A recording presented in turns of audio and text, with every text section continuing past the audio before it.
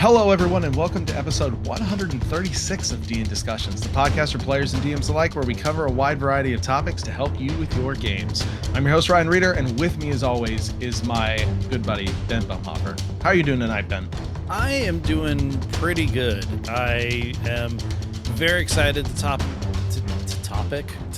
about one of our topics. Yes. Because we have multiple topics to topic about. Yeah, exactly. So we're gonna just topic right on in. Yeah. The funny thing is there are so many hours of me podcasting out there, and usually I can't talk anymore at the end of an episode. It's rare at the very beginning that I just screw up right away. So it's going to be a fun one. It's a great sign. It's a great sign. Well, so we're gonna hit up some news first before we dive into our game topic discussion. And let's get the bad news out of the way at the top. So, unfortunately, like many businesses are doing right now for lots of different reasons. There are some big economic reasons going on right now. But Hasbro laid off 3% of their workforce. Now, this is not Wizards specifically. This is their parent company, Hasbro. But unfortunately, it is affecting Wizards specifically. Yeah. We do not have a ton of information about how many people at Wizards were affected. The one big one we have, however, is a name that a lot of people would probably be fairly familiar with, and that is Todd Kendrick. And if you don't recognize the name, you've probably seen him before, as he is the face of most of their video content. So any of the like Unearthed Arcana, any of the announcing of the new books, any of the interviews, that is Todd.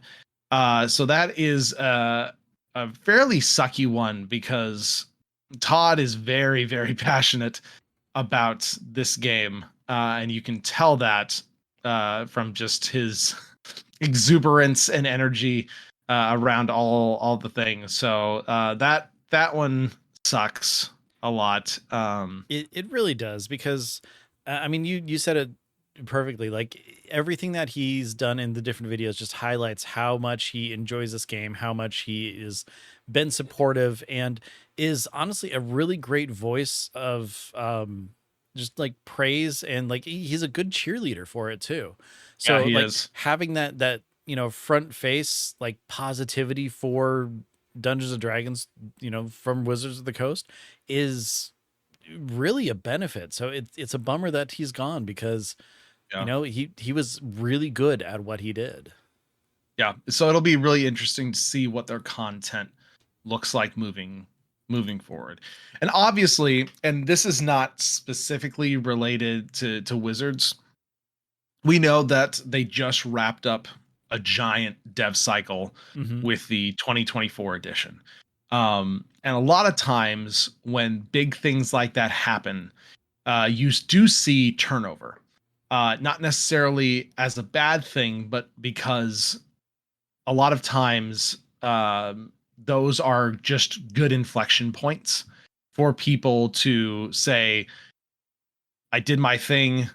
We finished working on this giant project and I'm ready for something new, right? Yeah. And so we saw that, I think, a little bit with the retirement of Jeremy Crawford and Chris Perkins. And we also found out in the last week or two that Jess Lanzalo, I believe, the VP of D&D, who's been there for about 8 years, is leaving as well. This is not a layoff. This is just a leaving. And again, moving on to different opportunities, to other things. This not super surprising to see some amount of turnover after the completion of a big project. And I think we've talked about this before.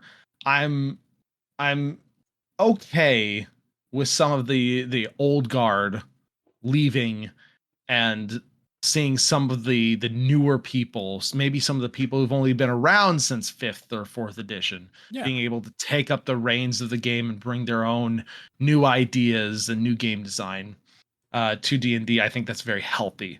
in a lot of ways. So that was, but that was a big thing. And then the other really interesting thing is that the Wizards of the Coast president, not the VP one, but just the for entirety of Wizards of the Coast, President Cynthia Williams is also stepping down. Um, and she is going to be leaving, and we don't know who will be replacing her at this point. Yeah. She was only there for like 2 years. Obviously, they're a fairly big 2 years because a lot of stuff happened. But that's just one of those, that's interesting type things. And we'll definitely be watching to see who might be taking over after that. Yeah, it's just kind of interesting to see the the president step down after, a big release and everything, as well as the VP of D&D itself, because I mean those are positions that aren't reliant on 5th edition being done and out. So, like you said, moving forward, moving on, moving to something different kind of makes sense. But I mean, when it's someone in a big position like that, it's always curious as to really what the reasons why are, or, if they're just tired of the job. Because when you are that high up, you have a lot of weight put on you, a lot of responsibility and everything. And, some people thrive in it. Some people love doing it, or some people want to do it for a while and then move on to something else because they've shot their shot there, So could be any number of reasons. It doesn't necessarily mean it's something bad. Doesn't necessarily mean it's something good. It's just without fully knowing, it's always a curious situation. Yeah. But just overall, lots of changes for Wizards in general. Mm-hmm. Right. So we will certainly keep an eye on that and see who gets elevated, who comes in to replace these people, and so on and so forth, and how this affects things going forward. Yeah. The other really big thing that just happened in the last week that kind of came out of left field. I don't remember. I believe it was the 16th.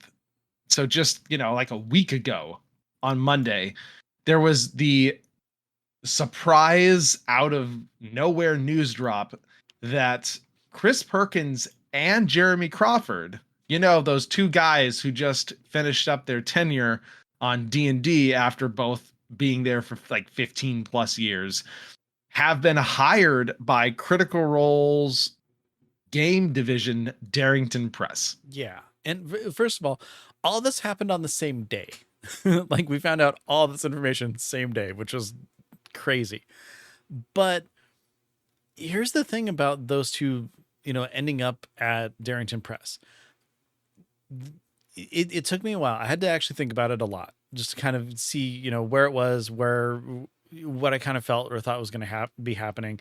You and I kind of discussed it a little bit. I talked about it a little bit with some friends, and like ultimately the biggest thing that I think that we need to just throw out right now is that there is probably zero to very little chance that they're going to be working specifically on Daggerheart right now, since it's already released.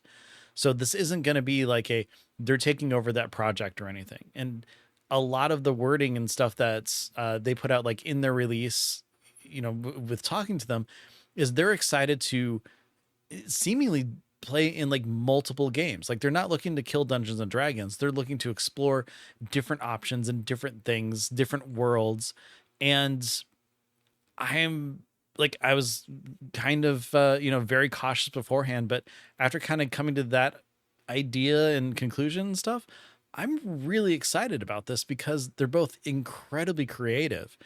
And the idea of just kind of throwing themselves into multiple, like, I don't know, IPs or game systems or something like that is pretty cool. Yeah. And this comes at a time when also recently announced Ivan Van Norman stepping down from Darrington Press. And he has been there basically since the beginning, kind of, I believe, was like the creative director or something. And in a lot of ways, and I think it sounded like it was amiable, like it was on good terms, but he's leaving to focus on his own company and such. But it also makes sense that this would happen given that they're bringing on two such seasoned high level people as like creative directors. Um, so it kind of makes sense. I don't know if one was because of the other or one caused the other, Hmm. but it is kind of interesting nonetheless. But I mean I kind of agree with you. Like I had very mixed thoughts about this because on one hand I was let's give Chris and Jeremy their due, right? They've done so much for the game. They've done Hmm. so much for Dungeons and Dragons as a whole, for 5th edition especially. But at the same time, in some ways I was excited to see them retiring so that other people could take up the reins Yeah, just of because you that. want new classes, and we know that Chris 100% I Perkins do. not against that, or is kind of against that, but Exactly. Exactly. Um but this is so it's easy to think that they were brought on obviously it's going to be a different game. Mhm. They'll likely be doing some work on Daggerheart, I'm sure. uh Yeah, that would certainly seem to signal that. but not like And mechanical stuff, which is what I think a lot of people were kind of assuming, considering they were so deep into, just the revamp at least of fifth Jeremy for edition. sure, Yeah, yeah, yeah, yeah, yeah. Because Chris has always been more the adventure guy, the storyteller and stuff, and Jeremy has always been the nitty gritty mechanics guy. So in some ways, I'm hoping that they don't do a lot of work on Daggerheart. I'm hoping they do something completely different, yeah. Same. something that will give them, because Daggerheart, for all that it is still a fantasy tabletop RPG. Obviously, it is different than D&D, but at the same time, it is similar in a lot of ways as well. So I would love to see them do other things because Darrington is a full on. Well, they've got Candela, they've got Daggerheart, but they've also got several board games. Some of them very good. I've played a few of them, Yeah, as well as and like so more RPGs that have been announced that aren't out yet. So they, exactly, they have a lot of things under their hat that they're working on. So bringing these two in as, creative leads in some form is just a benefit to what's coming out, as well as stuff that they're, coming up with. yeah. So personally, I'm hoping to see that they get to stretch their creative muscles more so outside of the fantasy tabletop RPG sphere than in, Mhm. right? So that would be my hope. Because at the end of the day, and I'm trying to remember if this was like an Alpha Stream article or a Sly Flourish article or something. I'd have to go check, and I will make sure to reference it.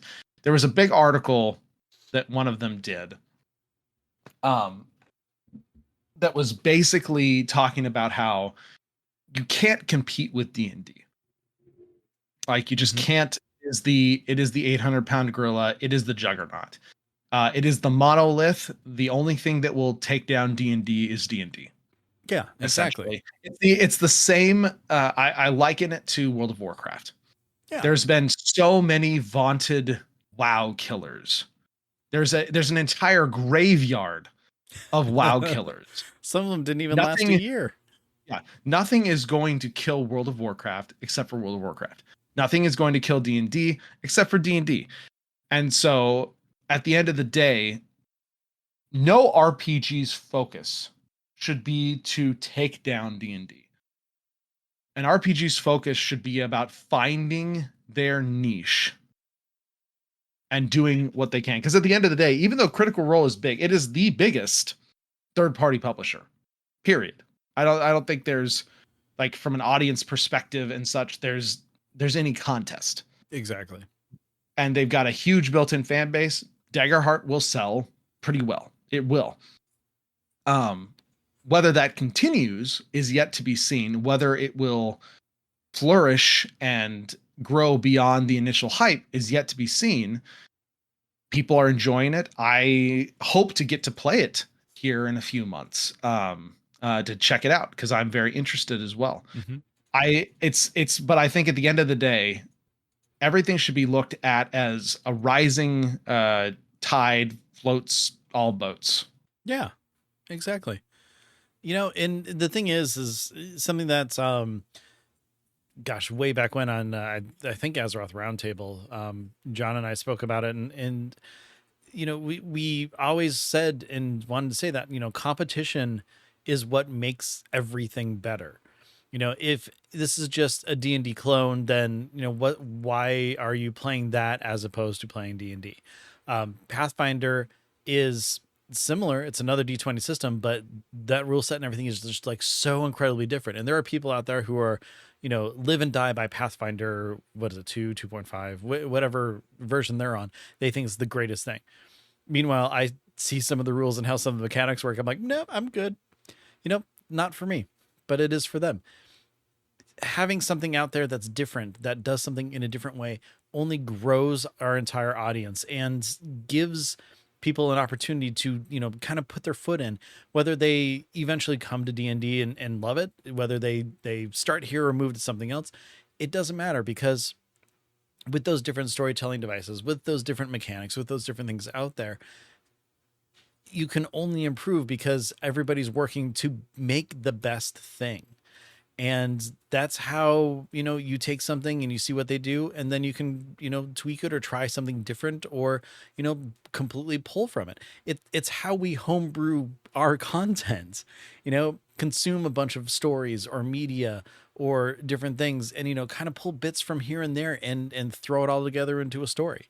My favorite film series, Star Wars, is entirely based off of like, early serials and westerns and samurai movies and stuff, because it's all about the hero's journey. It started somewhere and it's all thrown together. So having different aspects of games, different worlds, different types of play just makes everything better and grows the entire hobby. And I think overall that's what we need to take from this. And the fact that Darrington is becoming one of those companies that really, has a big section of the player base, can only make it better for everybody. Yeah, and that is the hope. So there's potential, a lot of potential, Mm-hmm. a lot of potential. So it'll be interesting to see where they take it.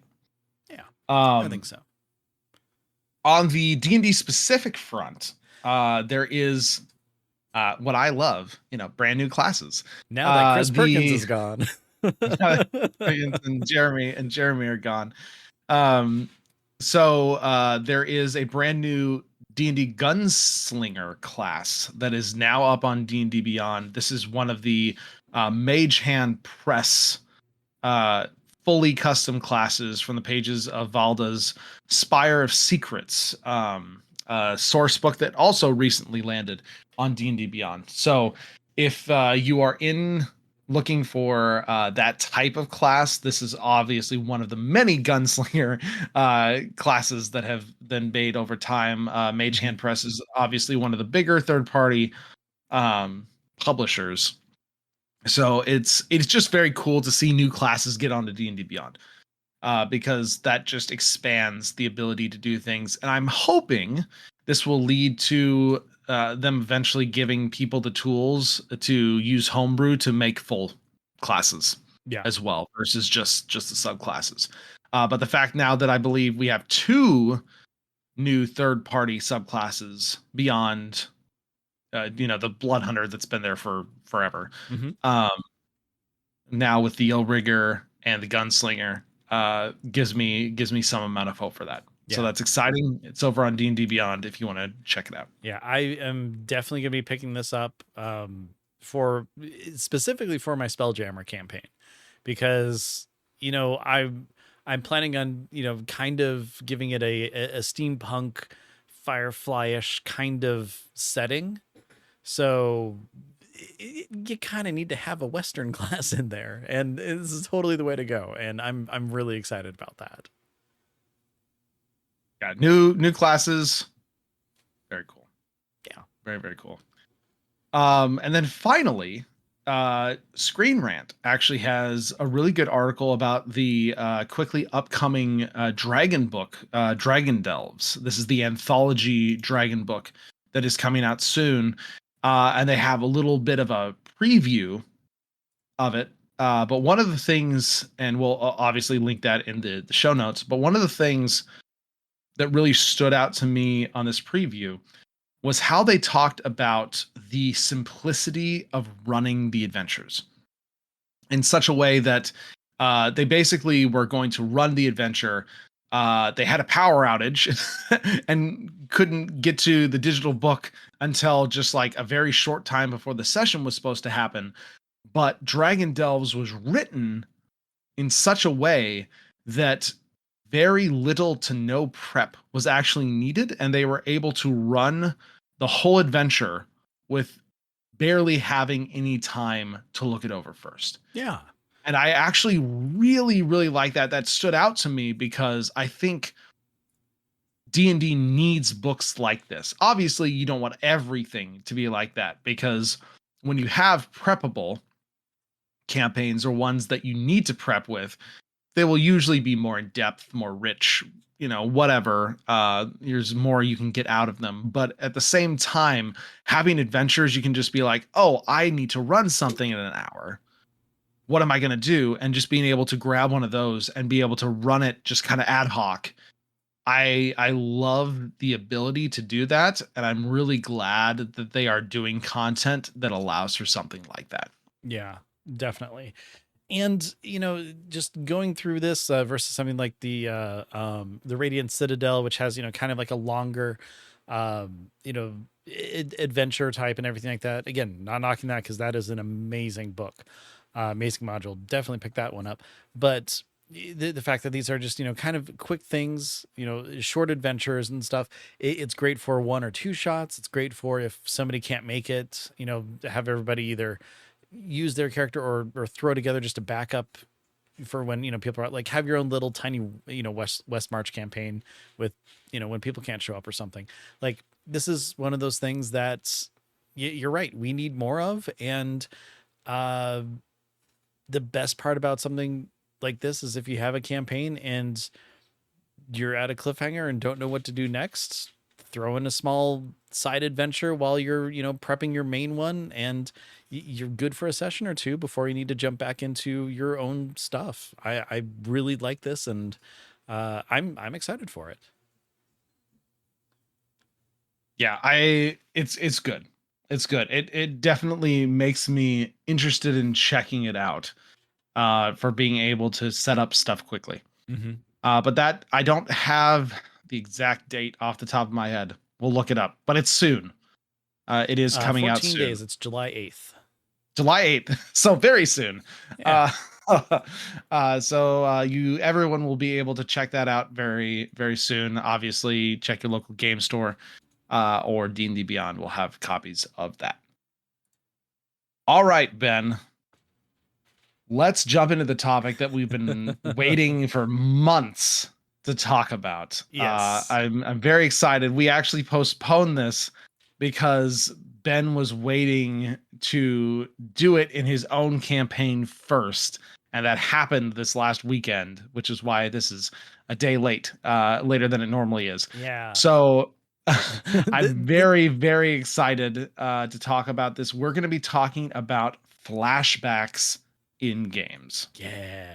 So I mean, I'm sure I'm not the person who came up with this concept or whatever, but months and months ago, in fact, I need to see if I can figure out when exactly I came up with this, but I thought, I have this whole huge thing that happened in the past in my homebrew, and the adventure that's happening directly ties to this, big war, then this big event and everything that happened. And I'm like, how can I convey what happened without just expositing for an hour? And so I'm like, well, it'd be cool if the players, if my players can play it.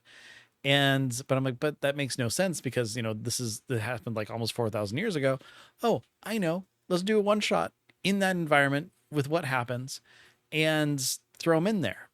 And I thought about it, I'm like, I can't have them be like the biggest main characters of a thing that happened, because these are iconic things, and if something were to happen, if one of them were to die, it ruins my entire, history that I've written and that they already know of and stuff. So I'm like, let's have them be kind of people in this war that's going to happen. And so then I just kind of sent out a thing and said, hey guys, at your earliest convenience, no rush, make a level 10 character for a one shot that we're going to be doing in the future, and just left it at that. Did absolutely nothing else, no other prep whatsoever. Didn't give them a world, didn't give them anything like that, and they're just like, oh, okay, cool. Um, oh, I created the campaign in D&D Beyond for this July 2nd of last year. So that's how long we've been just had these characters just kind of out there floating around, just on a whim. Because again, this was something I knew was going to happen eventually. And holy crap, I didn't realize it's been almost a year. So there we go. And so since then, I was really excited because I'm like, this whole big backstory that I've been talking about that's been kind of leading up and everything, I'm going to see what happens at the same time as my players. And it just got me so excited for it. So when we get to what we've been playing, we're definitely going to be talking about kind of what happened and everything like that. But the biggest thing that I can say about this is that I think the reason that it was as successful as it was is because it really was played out. It was a show, don't tell kind of moment. And because of that, I knew like what the ultimate goal was. Everything was, kind of on the fly and just to kind of see what happens. It gave my players a chance to try something different. It gave them a chance to, get foreshadowing for things in the future based off of something that happened in the past. And just overall, it gave them like a little bit more of information on how things work for this like ritual that's coming up. And it was just a ton of fun to play. And I know that you did a flashback too, not that long ago, even though I made you wait for a very long time to talk about it. But like, what was your experience? How did you go about creating it? Yeah, so I think I want to go with your phrasing, the show don't tell, because I think it is for especially pivotal moments. It can be a very, very cool thing for the players to experience. And honestly, especially if you're doing your own homebrew world, it can be very fulfilling as a DM to get to delve into some like the lore and the history of your own world, to kind of showcase like a key pivotal moment. Mm-hmm. And so in my case, mine was a flashback to a moment in a battle. And it was also a really fun opportunity to let my players play with high level characters, because I had them create like level 14, level 15 characters for this. I didn't tell them what it was about. They thought it was stuff that I was going to use to like go after them or something. It was really fun. But being able to create these characters and then have these characters they created be part of this event, that the outcome is already known, Mm-hmm. right? And so one thing, as you mentioned, that you have to, as you're planning something like this, like a flashback to a scene or a moment in history, is you either have to create the scenario to where the desired outcome will happen regardless, Yeah. or you need to get your players on board with it to where when you get to pivotal points that need to happen, you basically tell them what needs to be done, Mm-hmm. essentially. Not that you're like controlling what they're doing for the entirety of the thing, but flashbacks for the most part are much more on rails experience. So like I said, you either need to orchestrate your scenario so that if they all die, you kill them all. Like the odds are overwhelming. There's no way they can win regardless, right? Yeah. Or they need to be in on it to where you're also coaching them in whatever spots you need to so that the desired outcome happens. Because Mhm. flashbacks are less about player agency and more about experiencing the story. And remember, when you're only doing this for a session or two and you're only doing this every once in a while, it's a very fine, perfectly legitimate thing to do Mhm. from like a player agency standpoint, because this is kind of like the bought in angle of you're experiencing history. You're not changing history. You might be writing a little bit of the non important details as you go, which is super fun. But at the end of the day, XYZ happens. So we need to get to that point somehow. Yeah. And one of the big things that I did beforehand is in the previous session, which we still haven't gone over on the what you've been doing because it's been a while since we recorded. I was actually able to play twice, which doesn't happen. But basically, I ended that up, or ended that session with, a flash and then the characters looking through someone else's eyes. Like the best way I described it as you basically quantum leapt into another person to experience this thing to see what happened. And I kind of gave them, the heads up before we played on Saturday that, this is, it's a one shot thing. There's a chance you could die. Don't get too attached to your characters. We don't know what's going to happen with it. And being just kind of straight up, straight up with that, letting him know that this event has already happened and all that stuff. Everybody was just on board, ready to go. So it, those out of session talks, like we always say, communication is the best. They really kind of helped just sell the whole thing, and we all kind of jumped in and had a blast. It was so much fun. They could go. They knew that. Like from the briefing, I said, okay, your group is going to go and do this. We're going to call for a retreat at some point. You're going to run back to here. Then we're going to start this ritual. A shield is going to pop up. You need to get in there. You once that shield pops up, you have 12 seconds to get in there, because after that, ritual finishes. Everything outside the shield probably dead. So, I gave them the, hey, these are your goals. Try to meet them. If you don't, it's still fine. Because ultimately, like you said, the thing is going to happen. And I built in and gave myself that little bit with the shield, because it's like, can't have the ritual interrupted because it happened in the past. So, globes of invulnerability are a thing in the game. I made it so that good guys can walk through it, bad guys couldn't. So, I'm the DM. I can do what I want. That's right. And I do it in service of the story and the players. So, yeah, I don't abuse it too much, I don't think, but we'll see. But yeah, I really like I think flashbacks are an extremely fun tool to use. Obviously, it's not a tool you want to overuse. No. But it's a great way to, instead of just having exposition, let the players experience it, because in my mind that will help connect the players more to the experience, to the lore, and to the world itself, because then they can still make memorable moments. Yes. Even in the flashbacks, even when it's a little bit on rails, even when the outcome is already determined because it's history, right? Yeah.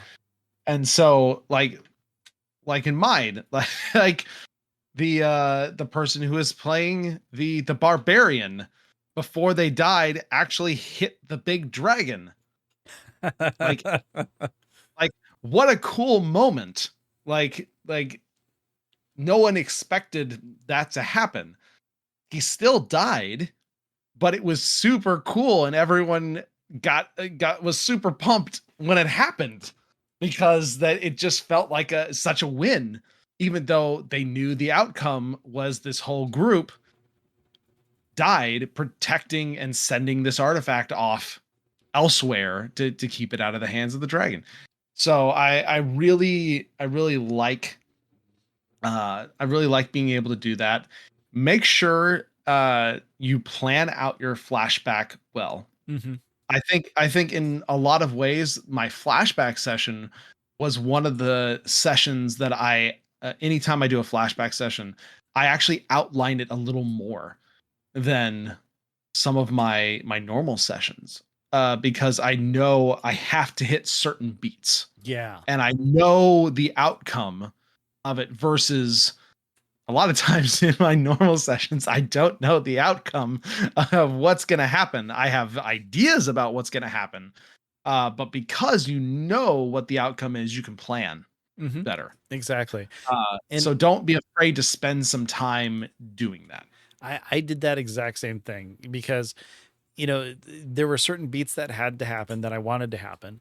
And then not only that, there were certain, I guess for back of the, gosh, I really am having a hard time talking. Lack of a better descriptor for it. I also wanted to add spectacles in there too, so that they can kind of see this crazy stuff is happening around them while they're like a foot soldier on the battle of this happening. Like, um, spoilers for my what I've been playing session, like Tiamat shows up. Bahamut comes in and tackles her to the ground, giving the party a chance to get into the shield and stuff. Like, all these crazy kind of things happening around them to really put the weight of what it was like and why this thing actually happened.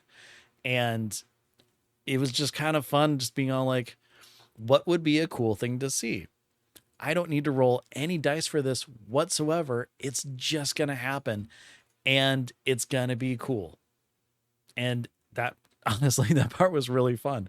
And then, as always with my players, they surprised me with some of their creativity and some of the things that they did that ended up being pretty big deals in this session and things that were happening in the past. So, heck yeah, they remember these heroes that they embodied did something that mattered in this giant war and like end ritual that ended the whole thing.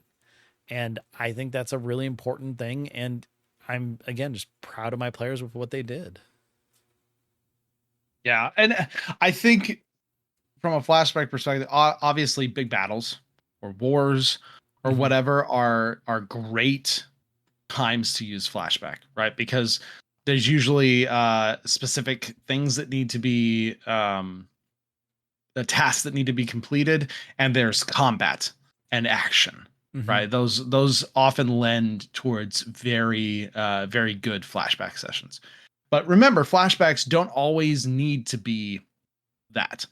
No, definitely not. Sometimes they can be RP, wholly RP, where you have to do non-combat-y investigation type things, or it leads through something like that, where you can kind of half let your players figure stuff out, but know they're going to do that or see certain events. But like I said, they lends better to more that actiony combat type thing, especially when it's just session to session. One of the other things you can do though is you can do flashbacks in miniature. Mm-hmm. Uh, a lot of times I've done flashbacks within sessions where we jump back to a certain player's history, where I will just take 10, 15, 20, maybe even 30 minutes with a person and play out a scene from their past. A lot of times I will give the player a heads up, or we will have talked about this, Yeah.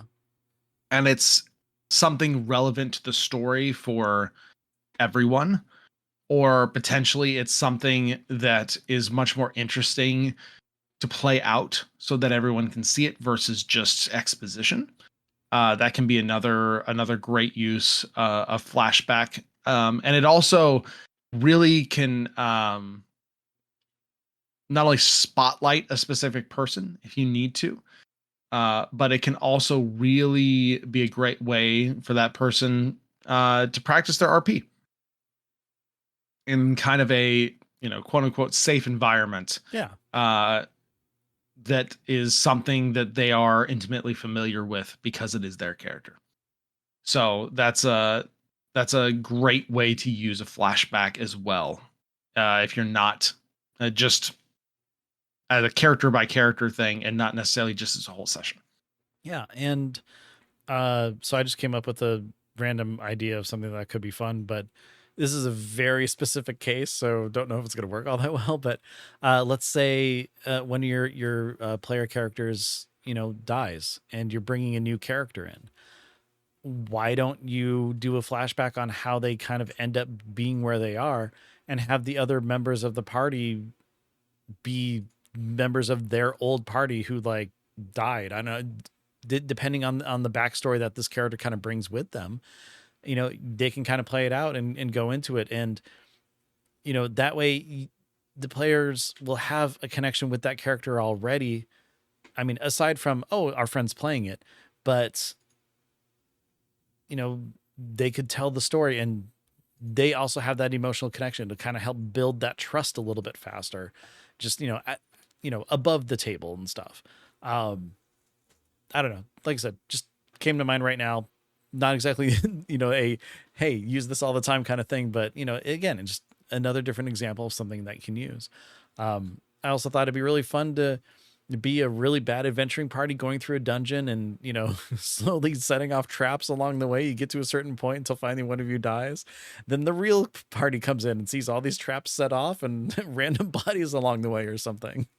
That is one thing, and I mean, this is just kind of a different discussion in some ways, but I love throwing in some already set off traps Oh whenever I do yeah. dungeons or stuff like that, because almost assuredly, in nearly every case, your party is not going to be the first to ever go through this thing or be at this thing. Mm-hmm. So make it look lived in Heck, a little bit, right? it, Adds a lot of flavor. it happened in Goonies. It happened in Raiders of the Lost Ark. It can happen in your game. Simple as that. Yeah, exactly. But yeah, that's it's flashbacks are something that we've both been excited about. We've both recently run.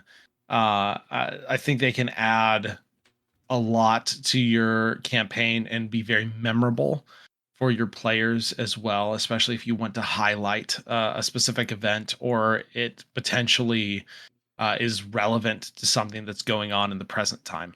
Mm-hmm. So definitely consider it in your campaign if it is something that could enhance what you are currently doing. And if you've done flashbacks before, we'd love to hear it. Let us know. Shoot us an email at deandiscussions@gmail.com. Hit us up in Discord. We'd love to hear stories of flashbacks that you've run and how those went. Yeah, exactly. They're fun to do. Try it out. They have a taste of history. Yeah. All right. So Ben, I know there was a little something you wanted to talk about. For those that didn't know, Saturday was actually free RPG day.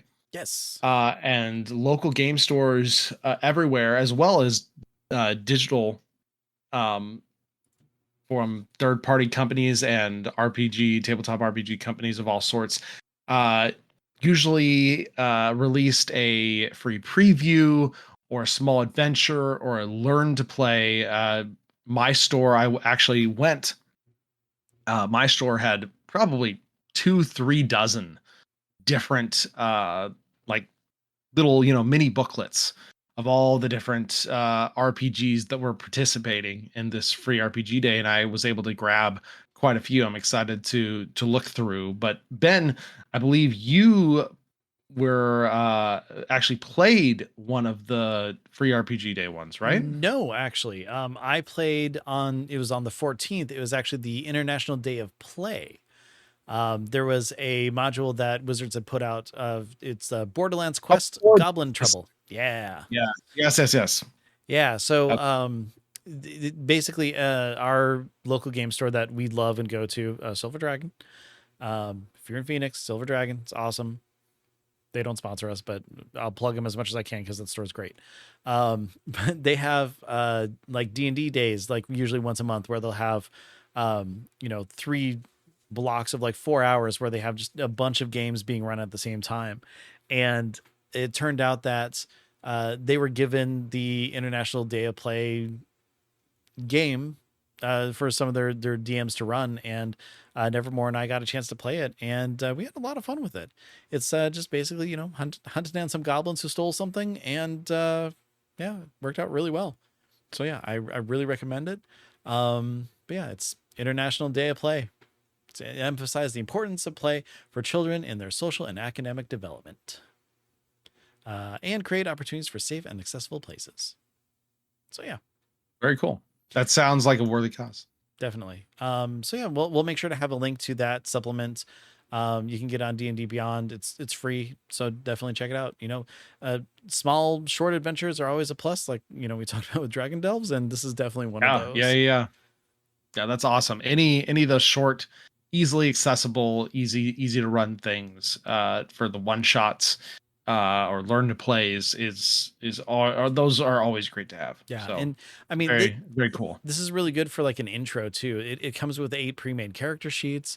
Goes kind of like a step by step, like this is how you DM through this and stuff. The module itself is written really well, and the adventure is a really good just kind of intro adventure. Like I said, really recommend it. We played as level 3 characters and had fun. I nearly died twice. It was great. Excellent. Excellent. Well, thanks for letting us know about that, Ben, and we'll have a link to that in the show notes on DNDiscussions.com if you want to check it out as well. All right, and with that, we come to the end of our episode. But of course, we usually like to talk about what we are doing in our game. So, Ben, we obviously know that you have played a little bit since the last time we talked. So, what have you been doing? Yeah. So, not the flashback session, but the one before that.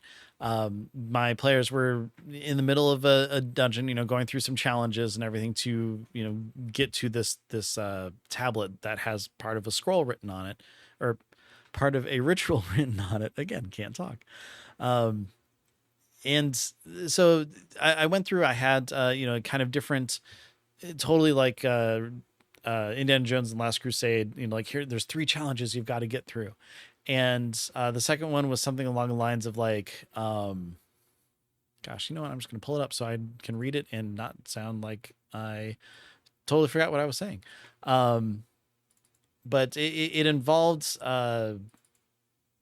like illusion and stuff. They had to kind of decipher what was going on. The challenge was safety can be an illusion and an illusion can be safety, which, was like kind of weird double speak and stuff. But when they opened up the room where that challenge was, basically jets of flame were shooting from every surface of the ceiling, just kind of shooting down on the ground. And in the middle of the room was a big pool of liquid. And so my thought was, well, some of that fire is going to be an illusion that they can just, kind of walk their way through. But if they jump in the water for like safety, it's going to be acid. It's not going to be a good thing. So, kind of very easy hint, but also there were a couple things that they could do to, kind of figure it out and see what's going on. And my super high perception cleric noticed that there was like a less burnt pathway through the room that they can kind of, walk through and stuff. Whereas, all the scorch marks and stuff from where the real flame is hitting would, make the floor all scorchy. And then they also did detect magic, which totally showed the path of the illusion, which was a way simpler answer to, figuring anything out. But you know what? That's what those spells are for. So yeah, they're able to kind of, make their way through. It was pretty great. Worked out really well. And then the last one I had was walk the path of darkness. And basically they walked into a room, and in the center is this like undefined, just bright light. As they walk into the lights, like it slows them down to the point where it's like, it feels like their shadows just like pulling them back. And in order to get past that, they essentially had to walk on a shadow in order to, progress forward without being like stuck down. So they figured that one out pretty fast and super duper quickly just pulled out like their bedrolls and held it in front of them to create a shadow. So they just walked through the room really fast, which I'm like, yay, you figured that one out way faster than I thought. So yippee. Like I said, my player's super smart. But yeah, I figured, the hints were good enough. They were loose enough so that it wasn't like a, hey, this is what you do kind of thing. And the rooms were fun to build, and I had fun on the map with them. So then they get to the final room, which there was no challenge, nothing about this. And there's a Sphinx in the middle of the room, and then 2 planetars. And the Sphinx welcomed them in, introduced himself, congratulated them on coming in, told them to take a drink of the water next to him because, it's like, hey, you've gone through trials, drink up, heal yourself. And just to show him it was safe, drank a little bit himself. And so if they did, they got a long rest, because I'm like, yeah, why not? These guys, they're benevolent. They're great. So then they said, I know you're seeking the tablet. We're going to see if you're worthy. And then that's when they attacked. So, ooh, I like that. See, that's such a good way to use monsters you normally wouldn't get to use. When they do the, like, we're going to test you type thing. I love that idea. We're going to have a whole freaking episode about that. Okay. I love it. Sounds great. Yeah. So I used the new Sphinx of Valor stat block, which is pretty great, I gotta say. There's this roaring mechanic that it has. So like on the first round, it does a roar, it does a certain thing. Second round does a roar, does something a little worse. Third round does a roar, does even worse, and does a bunch of damage with it and stuff. So my goal was go through 3 rounds. If they can last for 3 rounds, they're worthy. Because, I have to have an end goal. I don't want them to actually kill these things, but they're going to go all out and attack. So, they go in, they're fighting and stuff. It was tough. It was challenging. The planetars alone deal a lot of damage with their flaming swords. The Sphinx did a lot. And I actually remembered to use legendary actions, which I'm really bad about. So it's like teleporting across the room, going against, squishier targets and stuff, and doing pretty great. Let's see, the second roar, I think, paralyzed a couple people. One of the characters went down, and I freaking love it. But my arcane trickster rogue has a familiar. And so she sent her familiar over, got a big mouthful of the water, and then baby birded it into the downed player's mouth to give them the long rest. I'm like, oh my God. Oh my God. Full long rest right there. Everything back. I'm like, crap. So yeah, smart move. They fought more and everything. At the end of the 3rd round, 2 of the players were down, but again, the team survived through the 3 rounds. So then we stopped the fight. And it was really great. I had a lot of fun with it. And then, they got, res back up and everything. And then that's when they went into the doors to the tablet room opened. They walked in. My sorcerer touched the tablet, flash a light. And then that's when they quantum leaped into the other bodies. And then basically I just did that character's name, the level 10 version of them. I said, hey, pay attention. This is, this could save your life. This is going to be hopefully the final fight in the War of Souls, and cut it off there. And then that's when I'm like, hey, this is what we're doing next session. And everybody seemed pretty happy about it. So going into the flashback session,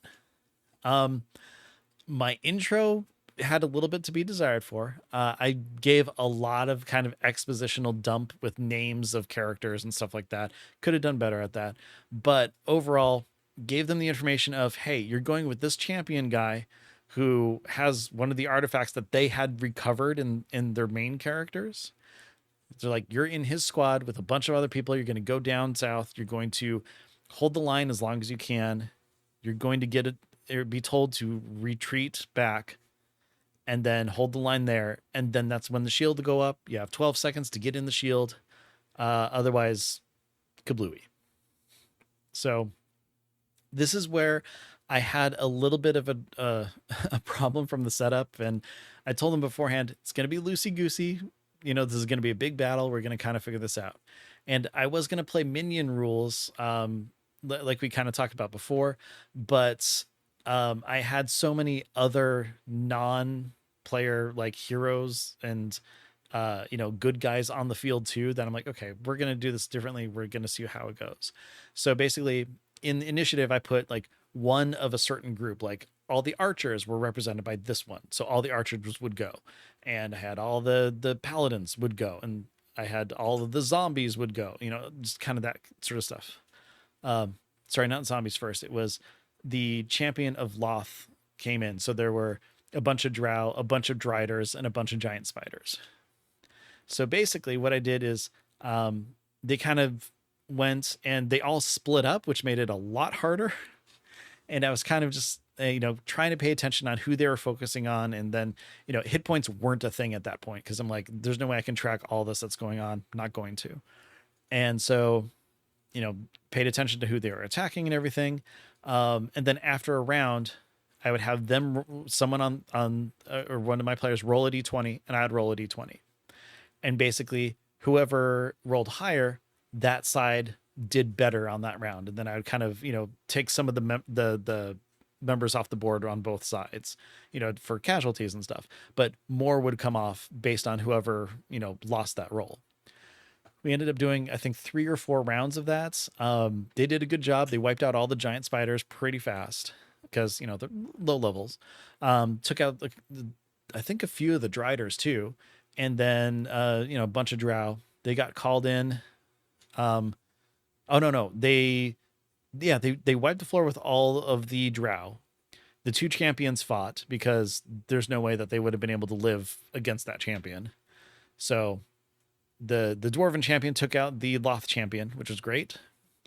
And then that's when the stench of the undead came. And there's this character Lilith that I've been kind of hinting at in the main session, who is behind bringing down this barrier that was cast during this whole ritual during the flashback. And she looked very undead, had like blue fire in her eyes and stuff, cast magic. You can probably figure out what she is. But she's also someone who is dangerous in the future too. So what's going on there? But basically, Army of the Undead starts coming, and the dwarf says, fall back. I'll hold them as long as I can with the rest of the protectors. So then their squad runs back to this thing called the Celestial Focus, which is this big, huge thing covered in runes and stuff that is going to be casting this barrier spell that will basically banish all the gods from the material plane. So after our break, I came back and said, okay, we're going to do this a little differently because I don't think that it worked as well in that first, big battle. So stick kind of a little bit more closer in a group. And I had, instead of heroes and stuff all spread out over the map, I had them in clumps so that they could, better defend the central focus. So, kind of made sense, gameplay style and story style. So then undead came, a whole bunch of like elemental stuff came from the north. So like mephits and everything. And then did a round. Basically, one barrage took away 80% of the zombies and skeletons that were there because, a whole bunch of undead. Once one mephit died, chain reaction, a bunch of them other died because, blow up and everything.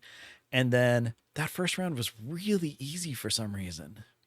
And then that's when Tiamat showed up. And I love that. That round was really easy. And then Tiamat. Yeah. So the champion of Bahamut sprouts her wings that she gets from her artifact and flew to face Tiamat alone. Bahamut comes swooping in to help. 5 chromatic dragons pop in, one of each color, and basically start attacking the different groups, leaving the white one for my level 10 characters. So then they start fighting the white dragon, which I'm like, this is great. they're level 10 fighting, a CR like 13, 14 or something, use the new stat block on it, and it went really well. It was a really good fight. They were doing a darn good job. The monk How is the new stat block? new stat block was fun. I mean, since it's an adult and it's a white dragon, it doesn't have any of the casting or anything like that. But like the legendary actions worked really well. The fact that it has the rend for in there 3 times worked well. Like it was a good stat block. I enjoyed it. I didn't add a bunch to it just because I was juggling so much other stuff. So it worked out. So then they start fighting that. The monk just, God, they were rolling crits left and right. It was absolutely amazing. Like all the players were doing great. Um, Next round goes by. Bahamut comes in, or no, Bahamut was in. 3 golden dragons who go with Bahamut came in to help the non-player groups kind of fight their dragons and stuff. Hey, you went all out. Yeah, I'm just like, this is gonna be fun. Gonna have a great time. I should have taken screenshots of the map. Uh, but so they're going. They end up killing the white dragon the round before the shield popped up, which I was gonna have the shield pop up on round 4. Except one of my players did something to kind of help it along, so it popped up on round 3 instead. So then they had 2 rounds to get to where they needed to go. So they had taken out the white dragon and started their retreat. And then at this point, I'm like, okay, well, the other dragons are there. They're going to be a threat. Tiamat yelled, bring down that shield. So those dragons are going to go and try to, overwhelm the shield with attacks and stuff. But then I'm like, but they were fighting, so we're going to see what sort of health they have. So I ended up rolling percentile dice and then subtracting that percentile from their health pools. So then my players started taking out the other dragons, which Fantastic. was pretty great. And the gold dragons were there to kind of help. They were able to get inside the shield. There were some Dragonborn like paladins, Dragonborn and Bahamut were still left out there. One of them stayed behind to hold the green dragon so that the rest of their buddies can go in and make it to the shield. But my team ended up destroying the green dragon to give him time to get into the shield. They helped some others who were outside back in, before the 2 rounds were up. And then finally, the round hit, ritual was cast. All of a sudden, all these, heroes with like different artifacts and stuff, like just all came together. There's a big flash of light. And then my sorcerer who had touched the tablet from the previous session was back holding the tablet in their hand. And then that's where we ended the session. Oh, phenomenal. And then I told them, it. hey, guess what? You guys have leveled to 17. So now they're level 17. And because of what happened, they are going to be switching to the 2024 rules in the next session. So nice. I'm using it as they powered up. And then on top of that, I am going to give them an ability score feat as an echo of the past because they had the experience with those other characters. So they're like kind of carrying their spirits with them going forward. Very cool. So very, very cool. Yeah. So we're going to, I'm glad it went well. Oh, it was so much fun. So yeah, I'm going to meet with each of them individually. We're going to go through and kind of, update the characters. I already told them if something doesn't make sense or it's not as much fun, we're going to go with the fun way. So if there's like something from the 2014 that is more fun, we're doing that in the character because, it's something that they've been doing this whole time anyway. But I think that makes a lot of sense. Yeah. I'm looking forward to updating spells, to like new versions, especially the healing spells, just because, at levels 15, 16, 17, a level 1 cure wounds is going to do nothing. 2 gives you at least a little bit more. The 2024 version gives you, 2 d8s as opposed to the 1. So, you get more and all that stuff. So I'm really excited about that. Mechanical spells are being different. Like the new counter spell is amazing. And I'm happy that we're switching to that. There are going to be a couple downsides where it's like, what is it, like spiritual weapon is a concentration spell now, so there's some readjustments and stuff. But yeah, we're going to go through, we're going to talk about it, we're going to go with what works and what's more fun, and we're going to continue on our goal to try to hit 20 before this whole thing ends. I love it. I love it. I'm so glad that you're getting to see like your big story realized. Yeah, That sounded like an awesome flashback session. it was really cool. And like especially after that first big battle where I'm like, I don't really know how I want to do this, and just kind of experimenting. Everybody was super accepting of like, hey, we're just gonna have fun, we're gonna see what happens. And then by tightening it up on that second big battle, it really added a lot to the story. So I'm really glad that I kind of made those adjustments on the fly and just kept it going. And Very cool. just throwing this out there again, this has been going on since April of 2018, so it's been a 7-year campaign so far. It's wild. Wild. Yeah, so crazy. I never thought that I'd be playing a D&D game for this long, considering every single other tabletop game I've played has fizzled out after like 3 sessions. So being the DM kind of helps sometimes. It does. It's gonna be a heck of a story Yeah, I think so. too. And And just all that you created along the way. yeah, and I'm already kind of ankle deep in ideas and stuff for my Spelljammer campaign, so I'm looking forward to that too, but still really excited about the rest of this game and kind of where it's going. So it's, overall just a lot of fun. And I think I've said it before on the show. If not, D&D has turned into being a much needed creative outlet that I never knew I had, or I craved. Yeah, yeah. So yeah. But yeah, it was a lot of fun. We had a blast doing those sessions. Very, very How about you? I know that you said that you've had to go on a little bit of a hiatus. Any chance you got cool. Yeah. you got to play, or? Sadly, I am on hiatus right now from both of my campaigns, just for scheduling and people reasons currently. Mhm. Hopefully they will both eventually get back after a little bit of time. But until then, I have been tabletop RPG less, which has been very sad Oh for me. no. However, here in like 2-ish weeks, I will be jumping in a game one of my friends is running, and it's a system called Best Left Buried, Oh. which Hmm. is like a rules light fantasy horror RPG.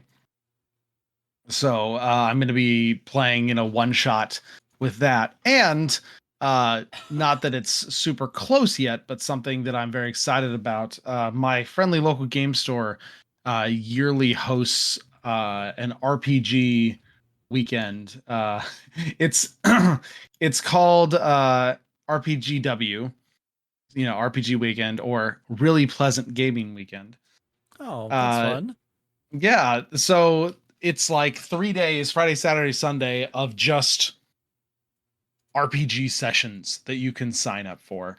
And this will be the first year that I've actually been free to be able to go. So I'm super excited. And it's a great opportunity to try out a ton of different systems that I normally wouldn't have time for or wouldn't be able, to get my group to do on like an ad hoc basis, because almost all the sessions are very much like learn to play type sessions, or very, beginner friendly one shot type things. So I'm signed up. I'm going to be doing 7 different systems over the course of the 3 days. I'm going to be running I'm not going to be running anything. I'm going to be playing in them. There was no one running Vampire the Masquerade, so I told Ooh. the coordinator that I might have to do that next year if nobody did, because Vampire's amazing. But I'm going to be playing in the Marvel RPG. I'm That going is to be cool. playing Candela. I'm going to be playing Daggerheart. I'm going to be playing Call of Cthulhu. I'm going to be playing Pirate Borg.